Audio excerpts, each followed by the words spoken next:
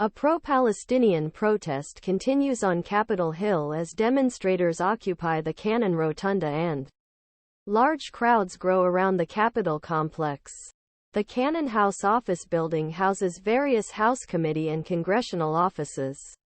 U.S. Capitol Police said demonstrations were not allowed in the Capitol buildings worked for hours to clear the crowd as they continued to sing and chant "Ceasefire now, liberate Palestine." Police said they arrested nearly 100 people in total. Detained protesters are lined up outside the building and are being taken to a temporary holding area in the Capitol complex. Capitol Police said demonstrators in the Cannon Rotunda will be charged with unlawful protest inside the House office building.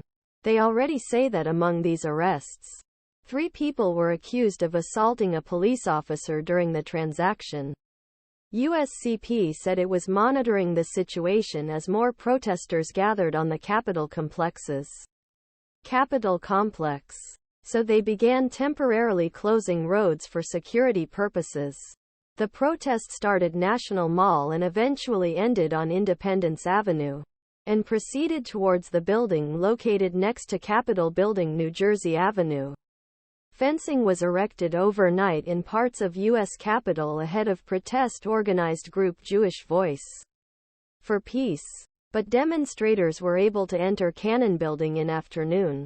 10 filled down pointing triangle people marched support of Palestinians in front of the White House, Washington, D.C. on October 16, 2023. JVP claimed on social media that at least 10,000 people were outside Capitol and 500 entered the Rotunda, all there to call for a ceasefire and challenge Israeli government's ongoing ethnic cleansing of Palestinians.